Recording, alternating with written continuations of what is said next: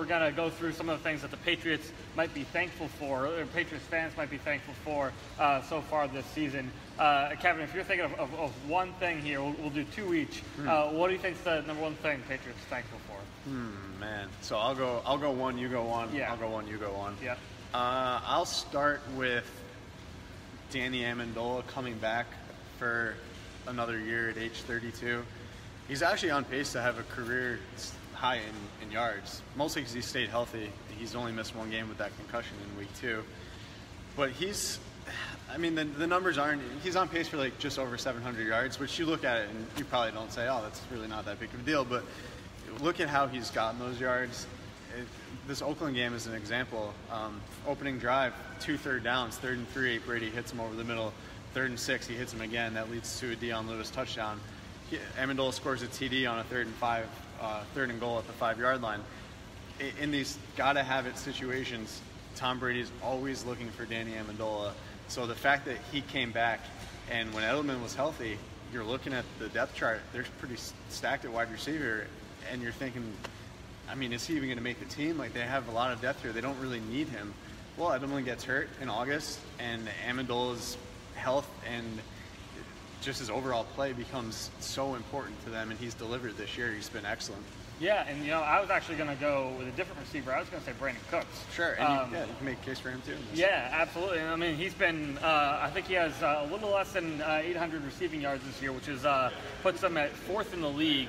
You look at his body of work, and you might think, he's had some good games and some bad games, and he's not really been totally consistent, but you look at the overall body of work, he's been one of the best receivers in the league this year. He's, I think, number 1 or number 2 in yards per catch this year. Yeah. His ability to make these big plays and change games has been huge for them. And you see, like around once a game, twice a game, Brady will turn to Cooks and just fire a 50-yard bomb and see what he can get out of it. And it's worked a lot of times. They did it twice against the Raiders, and they could have had a third one as well.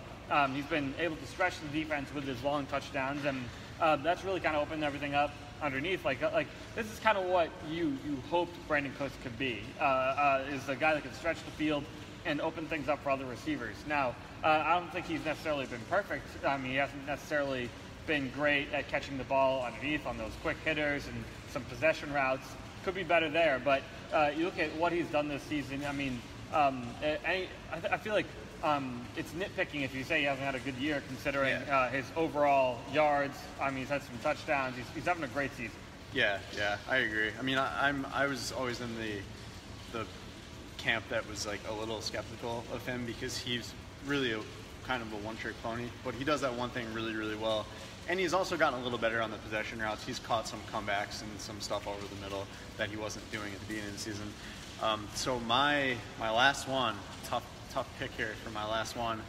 I'm just going to go with they should just be thankful for everyone on their schedule, because each game, it literally is amazing to me. And I'm not saying the Patriots don't make mistakes in a game. Like Rex Burkhead's fumble was a pretty bad play. They happen every now and then. But every freaking week, the other team does like mind-numbingly dumb stuff that it's consistent across the league. Like this is the reality in most NFL cities, most NFL franchises. Week 8, Travis Benjamin fields a punt at his own 11-yard line, running backwards, drops it, picks it up, runs into his own end zone for safety. Hilarious play. Turns out to be a 5-point swing, because they also got a field goal on the ensuing possession. So that was a big moment in that game, because if you remember, the Chargers went up early on that Melvin Gordon TD run, and just kind of the momentum totally shifted because of a really, really stupid play. The Broncos, punt block by Rex Burkhead. Isaiah McKenzie fumbles a punt that leads to a Patriots touchdown. Dion Lewis scores a kick return touchdown where he's virtually untouched. Now, some of that is credit to the Patriots. Burkhead had to make the block. Lewis had to make the run. Everyone had to block for Lewis. But just that's kind of inept. The ineptitude of the special teams for Denver, especially McKenzie, who had muffed already like 4 or 5 punts being back there. Really bad. And then you go to Oakland this week. Mexico City, excuse me. Seth Roberts has a chance to just go down at the 3-yard line. There's 44 seconds left. The Raiders can make this a 14-7 game at the half.